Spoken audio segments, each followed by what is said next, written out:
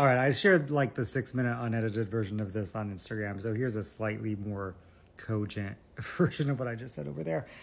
There is a good and necessary pushback on pastors acting as mental health professionals. And this is good and necessary because you had too many pastors just going off the rails, being like, you don't need therapy, you need Jesus. You don't need pills, you need prayer. This is bad. This caused bad things. And then it can turn into, well, like, what good are pastors even anyway? But there are things that I do that my therapist is never going to do. My therapist is not going to show up if I'm in the hospital. My therapist is not going to perform my funeral or provide grief counseling to my family in a crisis moment. That's the sort of stuff I do. My son just recently asked me, he's like, Dad, do you just meet with sad people all day? Like, no, not every day, but often, yes. I meet with sad people, and it is a different kind of relationship than the relationship that I have with my own therapist or my therapist has with me.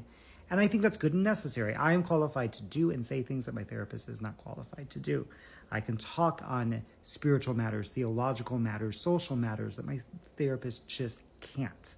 Now, things go off the rails because a therapist is licensed, state certified in some way. There is no version of that in America for ministers, pastors, or clergy, which is a good thing.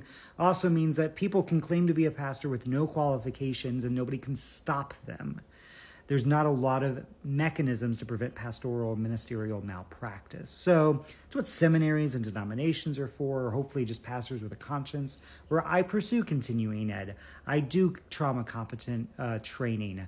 My seminary made me log clinical pastoral care hours that had to be signed off by other professionals and professors.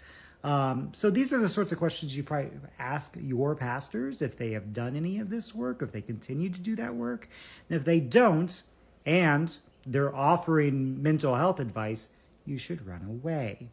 But there are things that ministers, clergy offer and can do that a therapist cannot.